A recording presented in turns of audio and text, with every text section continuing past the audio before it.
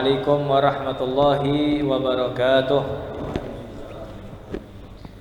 Bismillahirrahmanirrahim. Alhamdulillahi rabbil alamin. Wabihi nasta'in ala umurid dunia waddin. Wassalatu wassalamu ala sayyidina Muhammadin khatamin nabiyyin wa ala alihi wa sahbihi ajma'in. Subhanaka la ilma lana illa ma 'allamtana innaka antal alimul hakim wa tub 'alaina ya rabb innaka antat tawwabur rahim. Wala haula wala quwata illa billahil aliyil azim. Allahumma aghnina bil ilm wa zayyinna bil hilm wa akrimna bi taqwa jamilna bil afiyah. Rabbi shrah li sadri wa yassir li amri wa hlul 'uqdatam min lisani yafqahu qawli waghfir dhunubi bi jahin nabi wa sallallahu ala sayidina Muhammadin nabil ummi wa ala alihi wa sahbihi wa sallam walhamdulillahi rabbil alamin. Ma'asyiral hadirin, alhamdulillah thumma alhamdulillah thumma alhamdulillah.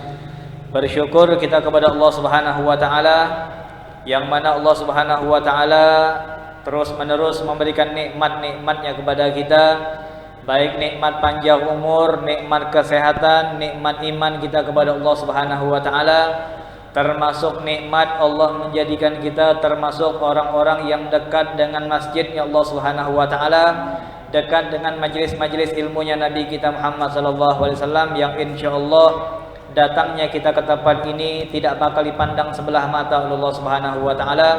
Mudah-mudahan dengan datangnya kita ke tempat ini semua dosa-dosa kita yang telah lalu akan diampunkan oleh Allah Subhanahu wa taala. Semua dosa keluarga kita akan diampuni oleh Allah Subhanahu wa taala. Dosa kedua orang tua kita pun baik yang hidup ataupun yang sudah meninggal dunia akan diampunkan oleh Allah Subhanahu wa taala. Kita yang datang ke tempat ini membawa penyakit, mudah-mudahan penyakit kita akan disembuhkan oleh Allah Subhanahu wa taala. Baik penyakit yang ada pada badan kita ataupun penyakit yang ada pada hati kita, dan insyaallah tidaklah kita keluar dari tempat ini kecuali kita pun sudah dicatat oleh Allah Subhanahu wa taala termasuk orang-orang yang selamat dari api nerakanya Allah Subhanahu wa taala dan menjadi orang-orang yang cikal bakal kelak mendatangi surga-surganya Allah Subhanahu wa taala. Amin ya rabbal alamin. Ma'asyiral hadirin, alhamdulillah, sungguh merupakan hal yang sangat luar biasa. Sungguh beruntung kalau seandainya di satu kampung ada yang namanya majelis ilmu. Sungguh beruntung kalau seandainya di satu masjid, di satu surau ada yang namanya majelis ilmu. Bahkan sungguh-sungguh beruntung kalau seandainya ada majelis ilmu sedangkan di tempat tersebut ada kita yang telah dipilih oleh Allah Subhanahu wa taala. Maka dari itu, kalau seandainya kita mendapati di kampung kita ada majelis taklim, maka berterima kasihlah kepada Allah Subhanahu wa taala. Kalau kita melihat di daerah-daerah yang lain untuk mengadakan majelis taklim, mungkin mereka harus bertanya ke sana sini. Nanya ke aparat, nanya ke pemerintahan, nanya ke warganya kira-kira setuju atau tidak, boleh atau tidak. Kalau seandainya buat majelis taklim di tempat ini, mungkin di tempat lain untuk membuat hal semacam ini butuh tantangan yang luar biasa. Apalagi kalau seandainya berada di negeri yang jauh dari kategori banyaknya jumlah umat Islam. Seperti di daerah Singapura, mereka kalau seandainya ingin membuat satu majelis syaratnya banyak betul. Kalau bahasa kita harus dari RT-nya, masyarakatnya harus setuju semua, lantas ke lurahnya, lantas ke camatnya, kalau bahasa kita ke bupatinya sampai ke presidennya, dan itu pun gak boleh mencapai 50 orang. Bukan gara-gara corona, bukan. Memang peraturan sudah semenjak dahulu. Ini daerah Singapura ataupun daerah-daerah yang lain, termasuk berat bagi mereka untuk mengadakan majelis ilmu. Sampai-sampai kalau kita dengar cerita kawan-kawan kita, iri rasanya kalau seandainya melihat kampung-kampung, melihat kota-kota yang makmur dengan yang namanya majelis ilmu dengan syarat A ataupun syarat B, bahkan syarat C. Maka bersyukurlah kepada Allah Subhanahu wa taala di saat kampung kita dan masjid kita Allah takdirkan ada yang namanya majelis ilmu. Dan sungguh beruntung kalau seandainya Allah menjadikan kita termasuk orang-orang yang mudah dan dekat dengan majelis ilmu. Kenapa? Sedikit demi sedikit, sadari ataupun tidak kita sadari, lama kelamaan kita bakal cinta dengan yang namanya habaib, dengan yang namanya ulama, dengan yang namanya kiai, dengan yang namanya orang-orang yang memahami ilmunya Nabi kita Muhammad sallallahu alaihi wasallam. Lama kelamaan bakal tumbuh. Dulu mungkin di rumah dia, gambar-gambar di rumah dia mungkin artis semua, mungkin artis slang, mungkin artis siapa gitu, Seven Up apa siapa itu namanya, pokok artis-artis yang lama lah. Tapi begoyor dia majelis, mulai sikok poster relang, dui kok poster relang, gambar sikok Habib, gambar sikok kiai, gambar sikok ulama, mulai sikok, nanti lama-lama nambah sikok lagi, 2 tahun lagi nambah lagi. Ini tanpa kita sadari, itu semua berkat adanya majelis ilmu yang dulu kita tidak kenal, yang mungkin dulu kita berburuk sangka dengan mereka. Kiai itu ceramah cuma nang ambil duit kita, cuma nang ambil mangsa kita, mangsa banyak dia kampanye pula nanti. Ini pikiran kita di zaman dahulu. Tapi seiring berjalannya waktu, setahun, 2 tahun, 5 tahun, nanti tambah baik pikiran kita. Dan lama kelamaan tanpa kita sadari, Allah sudah menanamkan di hati kita cinta dengan yang namanya ulama. Kata Nabi kita Muhammad, sungguh beruntung kalau seandainya kita menjadi orang-orang yang cinta dengan ulama. Ada satu kisah yang sangat viral di zaman sekarang, karena ini merupakan cerita-cerita yang baru, yang berasal dari mimpinya orang soleh, sehingga ini merupakan cinta yang insya Allah benar, sering dibawakan oleh guru-guru kita di akhir-akhir zaman ini ataupun di zaman corona ini. Pernah diceritakan waktu itu di padang mahsyarnya Allah Subhanahu wa taala. Ini cerita di dalam mimpi, tapi mimpinya orang soleh yang pasti benar, yang diakui oleh ulama-ulama. Maka dari itu, dari cerita ini ulama berani untuk menceritakan mimpi dari orang soleh tersebut. Diceritakan dalam mimpi tersebut ada satu kejadian yang disebut dengan persidangan mahsyar. Orang-orang dipanggil sama Allah, orang-orang disidang sama Allah Subhanahu wa taala, ditimbang amalnya. Kalau yang berat perbuatan baik, maka masuk surga. Kalau yang berat perbuatan buruk, maka dikatakan masuk ke dalam nerakanya Allah Subhanahu wa taala. Ada satu hamba ditimbang amalnya sama Allah Subhanahu wa taala, ternyata dia pantas untuk masuk neraka. Ketika Allah mengatakan, wahai malaikat, ini orang tempatnya di neraka. Ini orang dibawa sama malaikat menuju nerakanya Allah Subhanahu wa taala. Dan perlu kita ingat, alhamdulillah kita ini punya Allah, yang mana Allah itu memiliki sifat yang penyayang luar biasa. Kalau seandainya kita mendapatkan ada orang yang mudah untuk kesian, ada orang yang penyayang, ada orang yang paling baik, maka yang paling baik sesungguhnya adalah Allah Subhanahu wa taala. Tidak ada orang, tidak ada makhluk, tidak ada zat yang lebih sayang, yang lebih baik sifatnya daripada Allah. Ini orang jelas-jelas masuk neraka, jelas-jelas amal dakde neraka. Tiba-tiba dengan kebaikannya Allah Subhanahu wa taala, Allah ingin membantu hamba tadi, tapi yang profesional kalau bahasa kita, dengan cara ini, dengan cara itu. Walaupun sebenarnya Allah mampu narik dia langsung ke surga, mampu Allah, tapi Allah profesional. Allah nyari cara cemana agar orang ini punya alasan untuk masuk ke dalam surga. Dipanggillah Jibril alaihissalam, wahai Jibril, aku ingin membantu hamba tadi yang bakal masuk neraka. Alhamdulillah, Jibril, benar ya Allah, kalau bisa dibantulah ya Allah. Jibril pun punya sifat yang sangat luar biasa. Coba kau tanya ke dia, pernah tak selama dia hidup, dari mulai balik sampai dia mati, pernah tak sekali jak hadir majelis ilmunya ulama? Pernah tak sekali jak dia hadir majelis ilmu ulama? Entah majelis taklim, entah majelis rutin, entah maulid, entah Isra Mi'raj, alhasil perkumpulan yang mana ulama menjelaskan ilmunya Nabi Muhammad. Coba tanya sama dia, pernah tak di sepanjang umur dia sekali jaklah hadir majelis taklimnya ulama? Kata Jibril, kalau sekali ya Allah kaya bisa. Dalam hati Jibril tadi, kaya insya Allah ini orang selamatlah dari neraka. Masa sepanjang umur tak pernah hadir maulid ke, Isra Mi'raj ke, kalau bahasa kita entah ruahan ke yang ada ceramah. Jibril datang kepada orang tadi, fulan, selama kau hidup di dunia ini, kau pernah tak hadir majelis taklim? Sekali aja majelis ulama. Diingat sama orang tadi. Allah bilang, kalau kau hadir di dunia kemarin walaupun cuma sekali, kau bakal ditarik sama Allah sekarang juga langsung ke surga. Benar apa tidak Jibril? Benar, Allah bilang itu. Sekali aja. Coba ingat-ingat, pernah ada? Diingat sama dia. Kaya ada pernah. Nah, sarah lah nih. Sekali tidak pernah, tidak pernah. Coba ingat-ingat dulu, ni neraka ni. Laku ingat. Kaya dak de ku ni pernah hadir majlis taklim. Jibril alaihissalam kembali kepada Allah dan mengatakan, ya Allah, dia tak pernah hadir majlis. Kata Allah, coba tanya sama dia, pernah tak dia makan sama ulama? Kalau dak hadir majlis tak apa-apa, coba tanya sama dia, pernah tak dia makan sama ulama? Ini pikir Jibril, kaya kalau majlis okeylah orang dak ikut. Tapi kalau undangan makan biasa datang. Kan biasa datang. Misalkan anak ngundang majlis, Assalamualaikum warahmatullahi wabarakatuh, saya nulis di WA, ayo kawan-kawan yang punya waktu kumpul majlis malam Selasa di Surau Al-Amin. InsyaAllah yang datang bisa dihitung orang. Tapi kalau seandainya saya WA pribadi, ayo kawan-kawan yang nak santai, kita bakar kambing malam ini di rumah, InsyaAllah lebih ramai kan.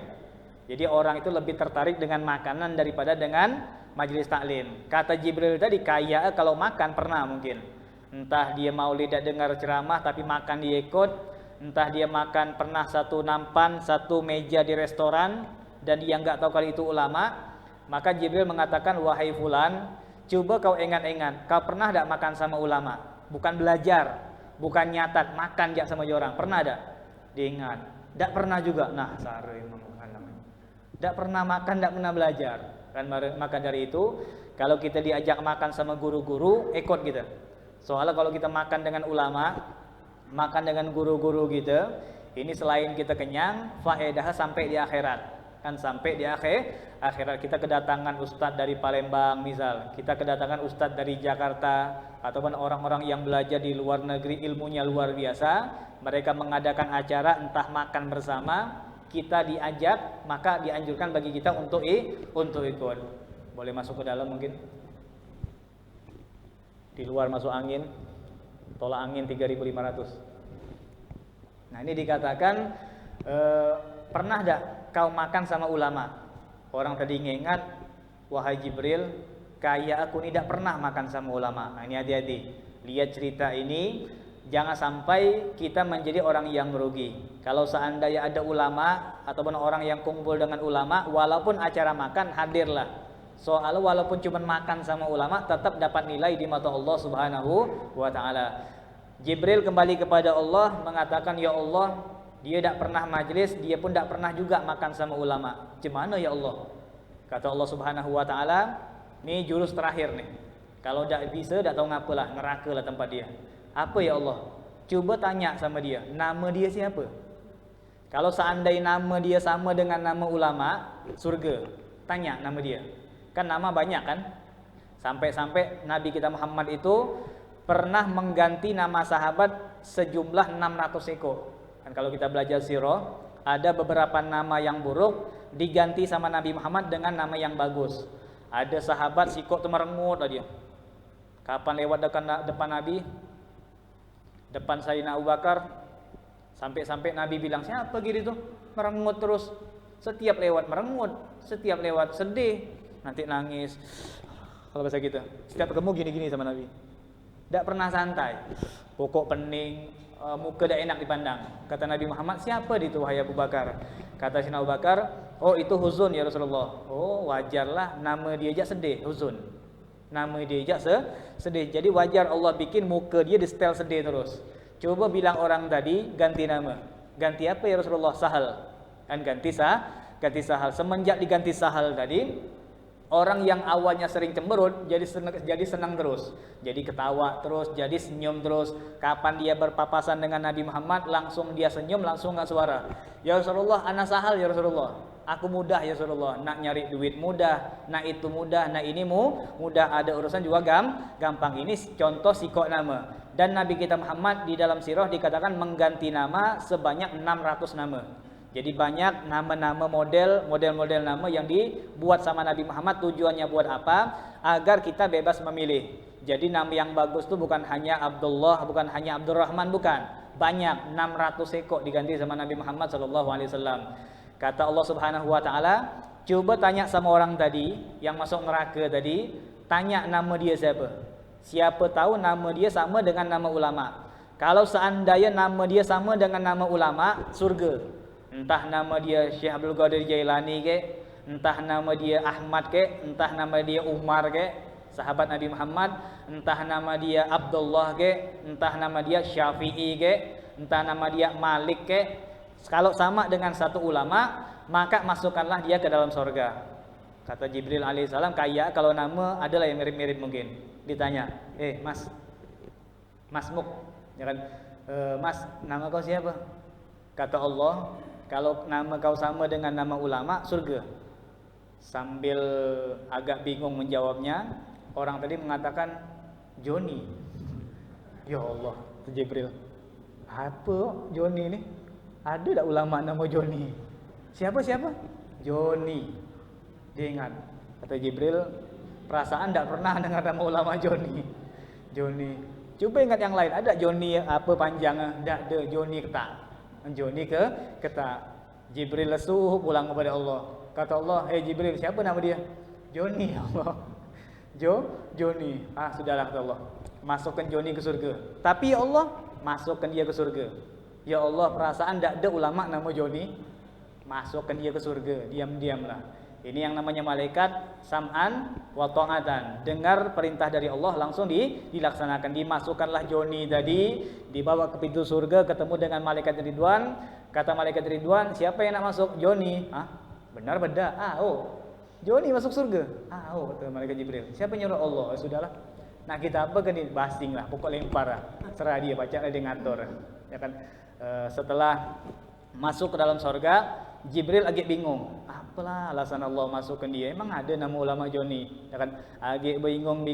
Akhirnya Allah manggil malaikat Jibril. Jibril, ku tahu ngapa kau bingung. Pasti kau ngira ada ulama yang nama Joni. Padahal tak ada. Tapi ngapa agak ngotot ku masukkan hamba tadi ke surga? Ya Allah, aku ni bingung. Apa alasan kau masukkan hamba tadi ke surga?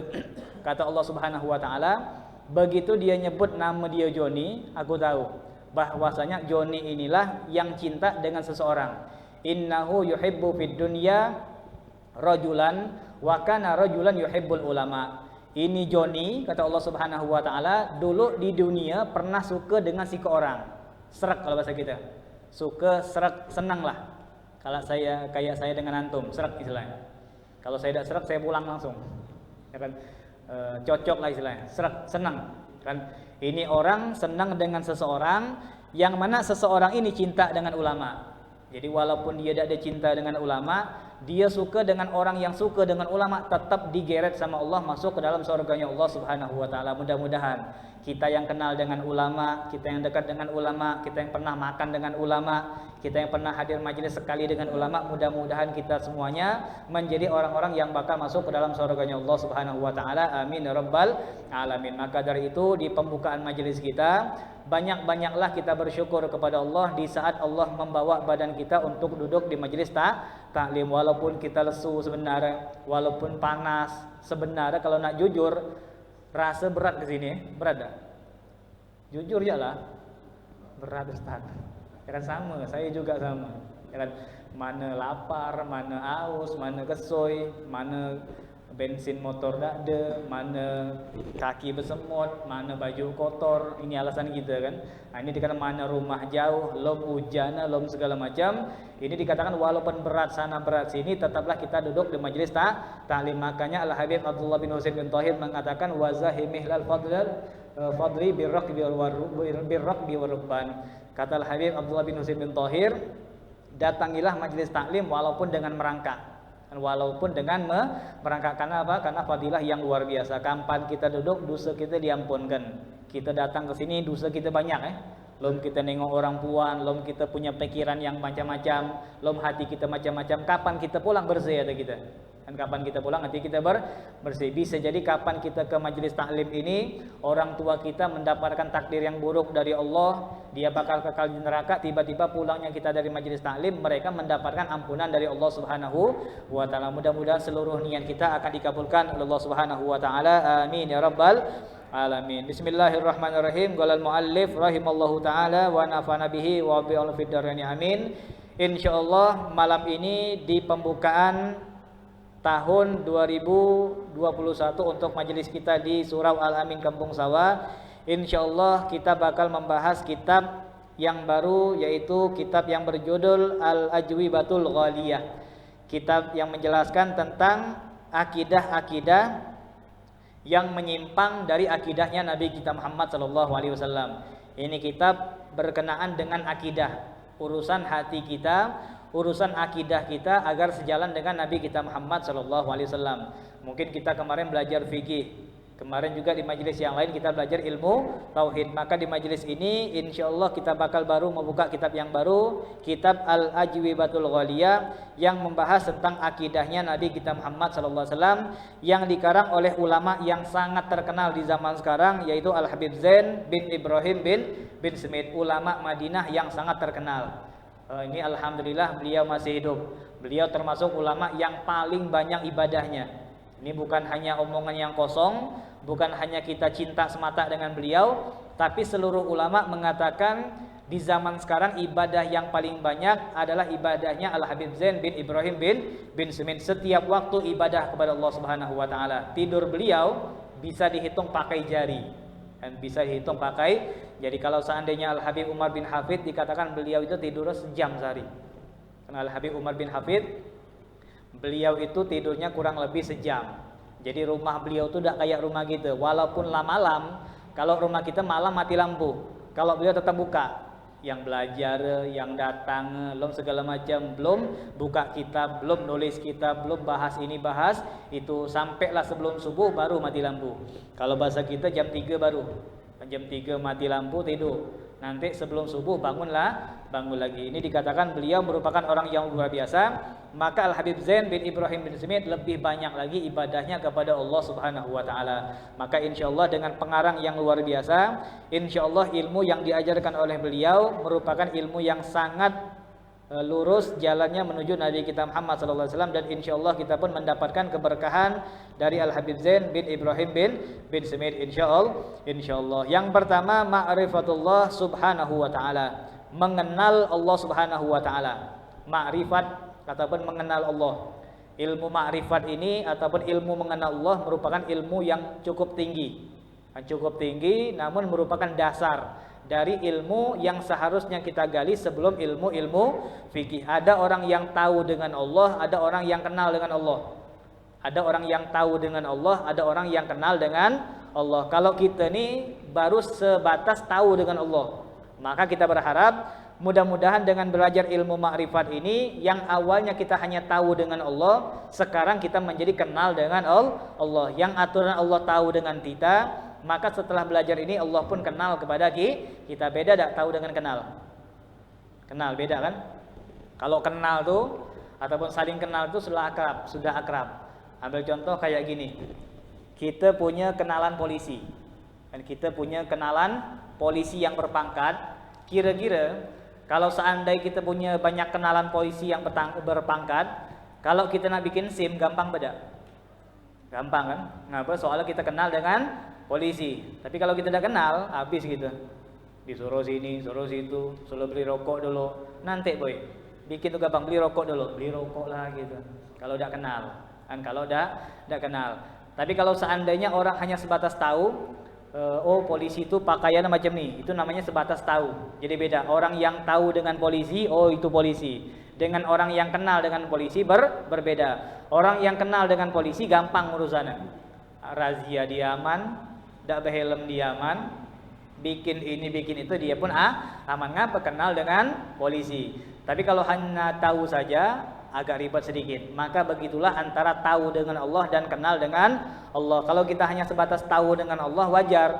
Kapan kita hidup agak pening, kapan kita hidup agak stres, kapan kita sakit nak berobat sare, kapan kita ada masalah nak nyelesai sare, wajar. Kenapa? Karena kita belum kenal dengan Allah. Kalau kita lah kenal dengan Allah gampang, urusannya gampang. Kapan kita sakit, tidak ada terasa berat. Kapan kita banyak utang, tidak ada terasa berat. Tapi Ustaz, alhamdulillah Ustaz, kalau saya ini utang banyak tapi kayak tidak ada berat Ustaz. Ini agak-agak salah juga. Banyak orang yang berutang tapi pura-pura tidak tahu. Saya banyak Ustaz utang berapa? 2M tapi santai aja. Ini bukan makrifat, ini gila namanya. Utang banyak dia santai. Sudahlah Ustaz punya utang 100.000 pening, saya punya utang 1 miliar, biasa aja lah. Ini bukan makrifat ini namanya orang gila. Memang kau udah pening, tapi yang lain pening. Yang dihutang tadi pening. Ini maksudnya orang yang kenal dengan Allah, hidupnya insya Allah bakal lempeng, bakal mudah. Apa yang ditakdirkan sama Allah dingeko jalan, jangan dipeningkan. Itu namanya orang yang kenal dengan Allah Subhanahu wa taala. Ma huwa awwal wajibin 'alal insan, apa yang pertama kali diwajibkan untuk manusia begitu manusia lahir, begitu manusia baligh, dia dikatakan mukallaf, mendapatkan kewajiban-kewajiban dari Allah. Nah, yang pertama kali yang harus dia ketahui apa? Awwalu ma yajibu 'alal mukallaf ma'rifatullah alladzi awjadahu minal adam ilal wujud.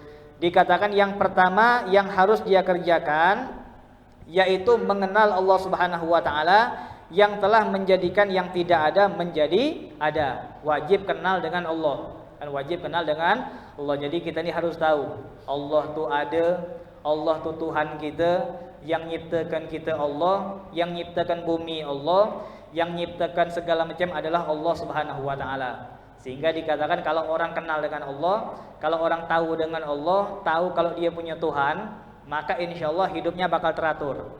Tapi kalau seandainya ada orang yang tidak meyakini adanya Allah, dia tidak yakin Tuhan itu ada, hidup kacau. Tengoklah PKI. Apa PKI? Apa PKI? Pendek kecil hitam, bukan. PKI itu yang galak bunuh orang tuh. Ya kan? PKI bukan pendek kecil hitam, bukan. Ya kan? PKI itu yang galak bunuh orang, komunis, ateis, yang tidak bertuhan. Kalau kita ngelihat PKI itu alangkah seram orang.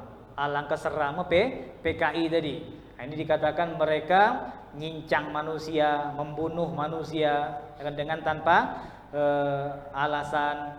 Mereka membunuh manusia dengan cara ditembak dengan cara diracun terakhir kayak Syekh Ali Jabir. Syekh Ali Jabir itu dikatakan di antara penyebab sakitnya beliau itu, dokter mengatakan gara-gara racun yang pernah dibeset sama anak yang dulu kan, pernah ingat kan? Kapan Syekh Ali Jabir ceramah kena beset kan? Pikir kita tidak ngapa-ngapa, rupega pesok tadi beracun. Dan rupega pesok tadi beracun. Untunglah Syekh Ali Jabir kena sikit. Memang kena sikit tapi masuk ke dalam. Tapi masuk ke dalam, sama dengan Nabi kita Muhammad. Nabi kita Muhammad pun sama juga, diperintahkan sama Abu Jahal. Abu Jahal manggil satu orang kafir, dia bilang, nih tolong apa? Tolong cocokkan sikit aja ke kaki Nabi. Dan diambil tombak yang tajam, kata Abu Jahal, jangan kau tosok dia, jangan, sikit aja kau senggol dia. Dan dengan luka yang sedikit tadi bakal mati Nabi Muhammad SAW. Maka Syekh Ali Jabir sama juga, ada yang mengatakan demikian. Dan dilihat dari penyakit beliau semenjak kena beset pisau tadi, dan juga jenis penyakitnya, jenis darahnya, ada yang mengatakan itu gara-gara pisau yang beracun. Memang kayak cuman sikit kena kan, tapi kena.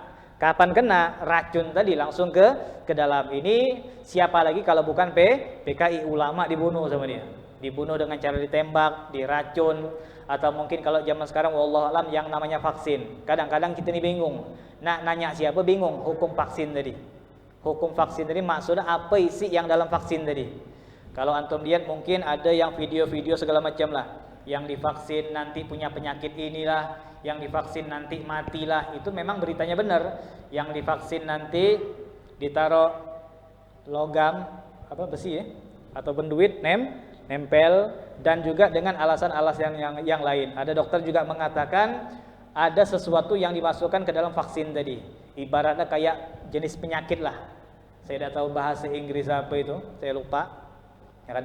Ada satu penyakit yang mana penyakit ini sudah standby di badan-badan manusia. Kapanlah siap, lah divaksin semua. Ini mudah-mudahan tidak terjadi, terjadi, hanya persangkaan yang kosong insya Allah.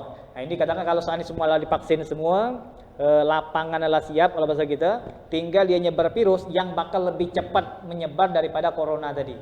Lebih cepat, tidak dengan bersalaman, 2 meter pun bakal kena.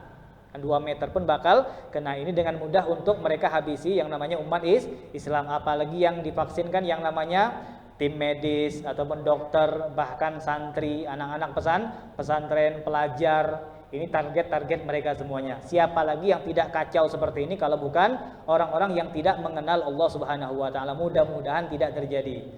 Jadi gimana Ustaz vaksin? Nah, kalau bahas vaksin lain lagi. Dan ini hanya cara mereka yang menggunakan segala cara untuk menghabisi nyawa manusia, belum korupsi ya. Kalau kita buka di HP ini rasa pening ya.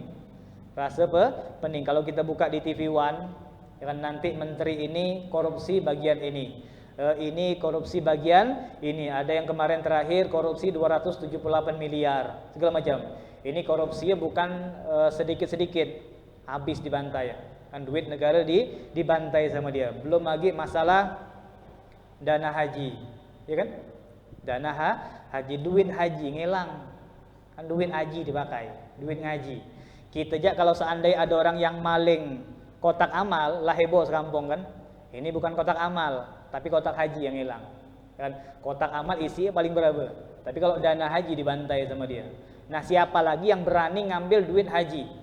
Duit orang yang bakal berangkat ke Baitullah. Ini urusannya kepada Allah, urusannya kepada haji, urusannya kepada rukun Islam. Siapa lagi yang berani ngambil duit haji kalau bukan orang yang tidak kenal kepada Allah Subhanahu wa taala. Maka dari itu orang yang tidak mengenal Allah alias komunis, PKI ataupun ateis, mereka hidupnya nggak punya aturan, bebas, nak macam ni bantai, nak macam tu bantai, duit haji bantai, orang nak dibunuh bantai, ini mati bantai. Yang penting aku senang, yang penting aku berbahagia. Mereka berbuat semena-mena gara-gara mereka tidak memiliki sesuatu yang perlu ditakutkan.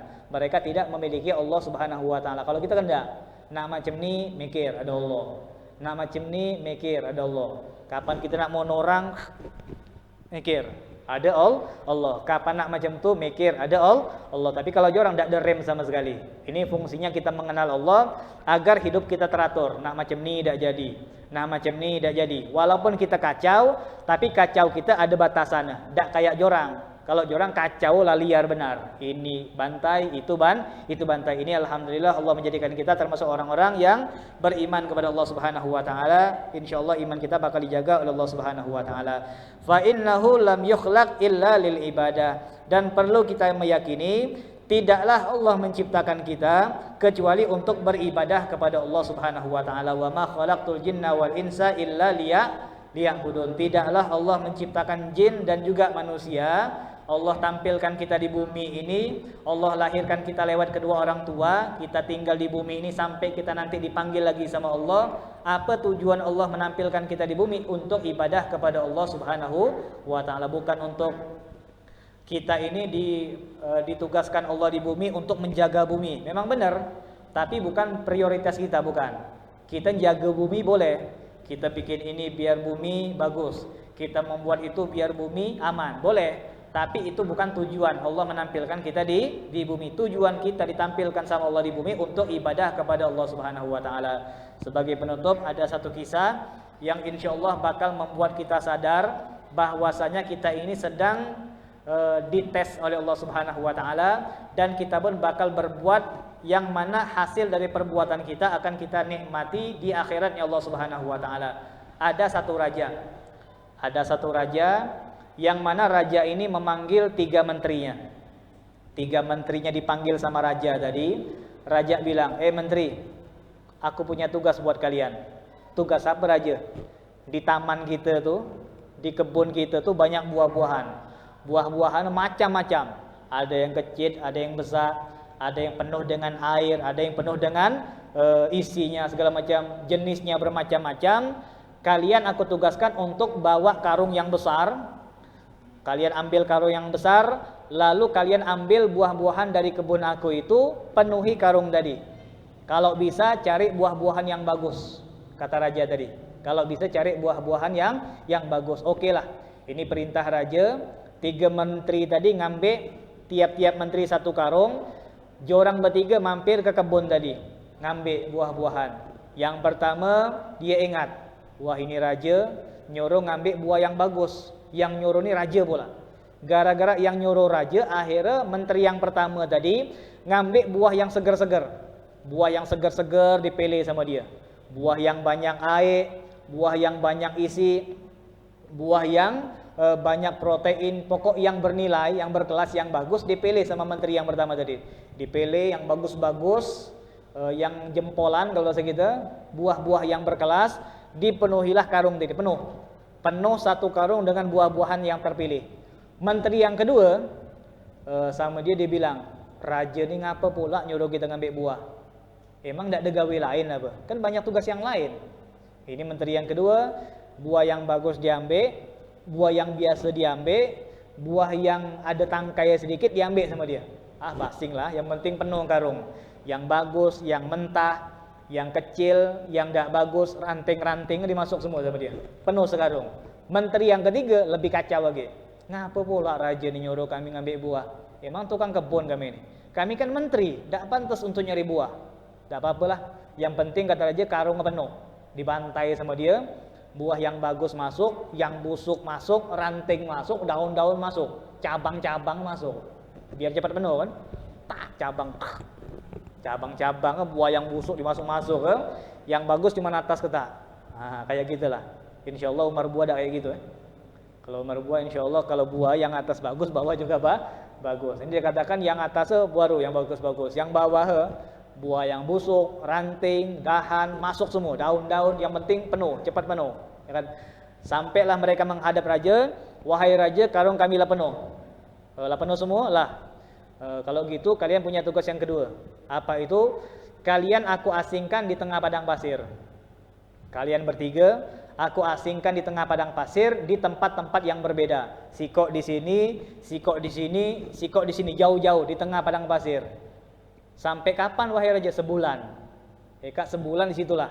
Dan Eka makan ataupun minum dari karung tadi. Jadi kalau Eka ngambil buah yang bagus, Eka bisa makan dari buah tadi. Kalau seandainya buah tadi mengandung banyak air, bisa menghilangkan haus kalian. Jadi orang yang bawa buah yang bagus tadi, senang dia. Sampai ke padang pasir, nikmat.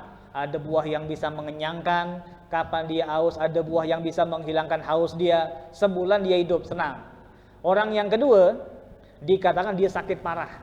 Ngapa? Baru seminggu, habis bekal dia. Yang lainnya busuk semua. Busuk, ada ranting, ada yang mentah buah, ada yang tidak bisa dimakan. Bahkan yang terakhir di paruh bulan, makanan ataupun buah-buahan yang mengandung air yang bisa menghilangkan haus dia hilang. Maka dikatakan dia sakit parah, namun tetap berhasil pulang ke kerajaan tadi. Menteri yang ketiga mati. Dan menteri yang ketiga mati, cuman tidak mati, cuma atas ketak bagus. 2-3 hari okeylah dia hidup. Dan 5 hari okeylah dia hidup. Tapi setelah yang atas tadi habis, tinggal bawah dahan. Makanlah dahan tadi.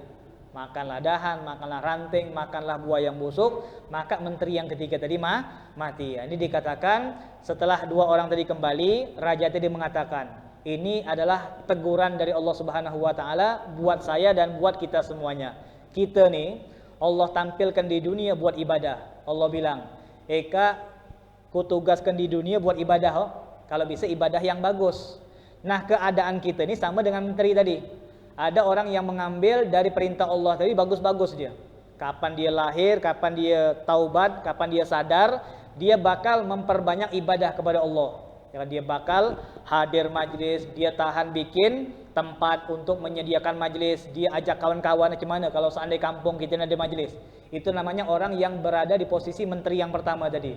Dia gunakan sebagus mungkin untuk ibadah. Kapan pulang ke rumah, tak tinggal ibadah. Dia sembahyang, dia ngaji, dia punya orang tua, dia sopan, ngambil selah. Di mana selah ada ibadah, dia ibadah. Kapan ada waktu berdoa, dia berdoa. Ya Allah, ampunkanlah kawanku ya Allah yang lah meninggal. Ya Allah, sembuhkanlah kawanku yang sakit ya Allah. Setiap selah dia berusaha untuk ibadah kepada Allah Subhanahu wa taala. Ada undangan majlis, bantai, pergi.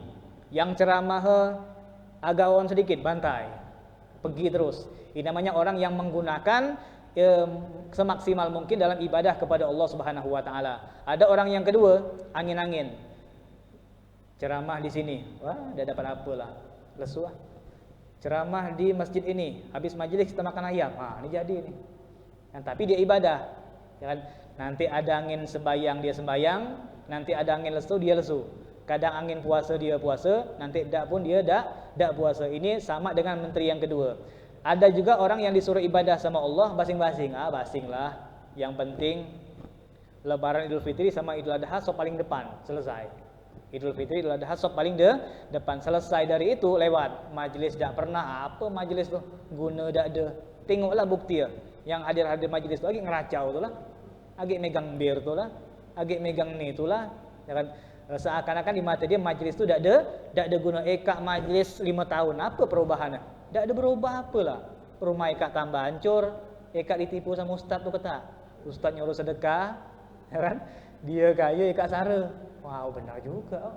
Apa fungsi majlis? Nah, ini orang yang menempati posisi menteri yang nomor 3, dia masing-masing. Dan dia masing-masing dalam ibadah kepada Allah Subhanahu wa taala. Nanti di alam akhirat kita pun bakal menikmati apa yang kita perbuat. Kata Allah, "Eka nikmatilah apa yang kalian perbuat dari segi ibadah ketika di dunia." Bagi yang semangat ibadah, yang majelis rutin, yang membuat masjid ini ada majelis taklim, yang ngerekam, yang bikin semangat, yang bikin undangan, yang ngajak orang segala macam, maka mereka bakal mendapatkan nilai-nilai yang luar biasa. Insyaallah kita semua ini menempati posisi menteri nomor 1. Yang lesu-lesu rasa kelas sendiri. Yang lesu-lesu rasa kelas sendiri. Kalau kita punya kawan, bro tolonglah, ya kan? Masa kau dapat tuh kami dak, salah sendiri. Ngapa dak pergi majelis?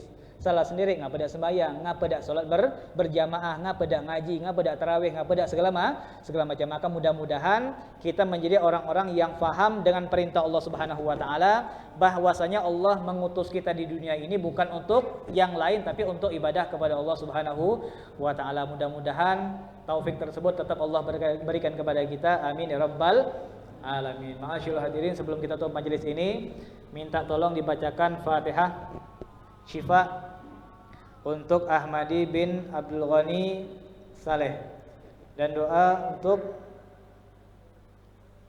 sekolah.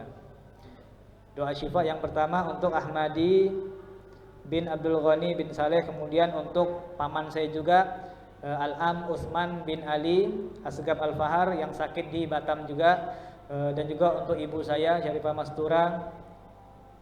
Mudah-mudahan mereka semua aja dan kita semua yang punya keluarga yang sakit, mudah-mudahan mendapatkan kesembuhan dari Allah Subhanahu wa taala. Mudah-mudahan dimudahkan dalam urusan penyakitnya oleh Allah Subhanahu wa taala, diberikan kesabaran oleh Allah Subhanahu wa taala, diganjarkan pahala oleh Allah Subhanahu wa taala, dan kita yang merawat mereka pun insyaallah bakal mendapatkan nilai yang luar biasa dari Allah Subhanahu wa taala. Al-Fatihah.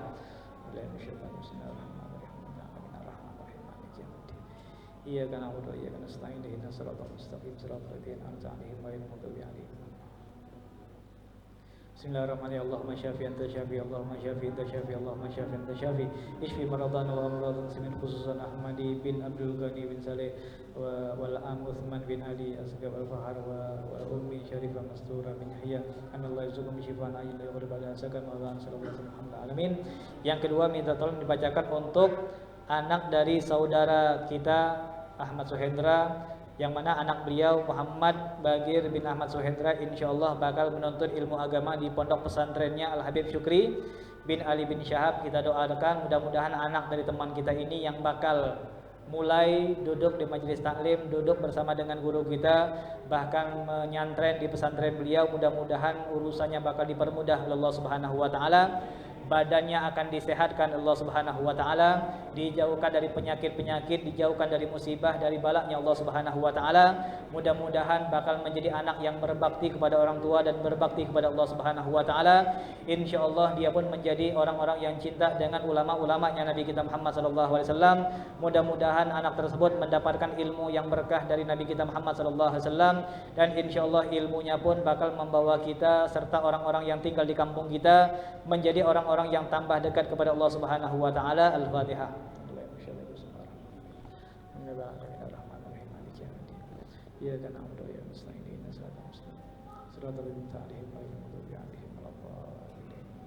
Amin. Kalau ada pertanyaan mungkin.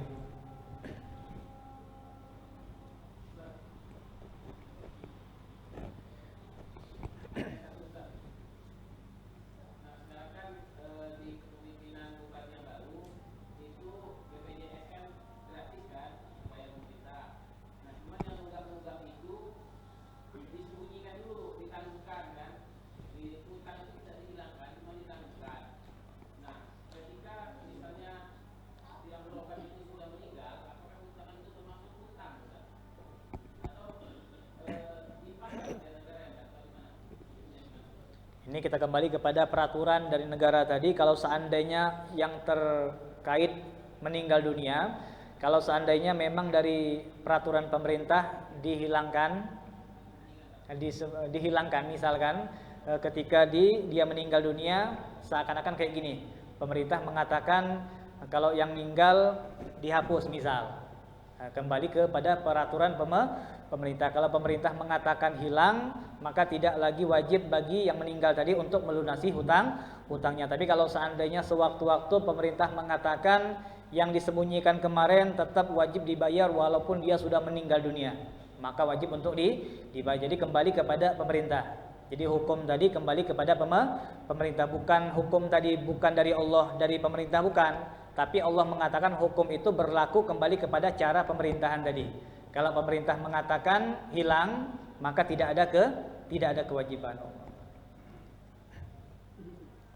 Ma'asyiral hadirin, insyaallah kita bakal kembali bertemu di Masjid Jami pada malam Kamis yang insyaallah bakal membahas seputar hukum-hukum yang makruh dalam sholat, dalam ibadah kita kepada Allah Subhanahu wa taala. Mudah-mudahan datangnya ke tempat ini dipandang oleh Allah Subhanahu wa taala, tidaklah kita keluar kecuali keluarga kita diampuni sama Allah, rumah kita dirahmati sama Allah Subhanahu wa taala, anak cucu kita dijaga oleh Allah Subhanahu wa taala dari bala, dari penyakit, dan insyaallah mereka semuanya menjadi anak-anak yang berbakti yang dicintai oleh Allah Subhanahu wa taala.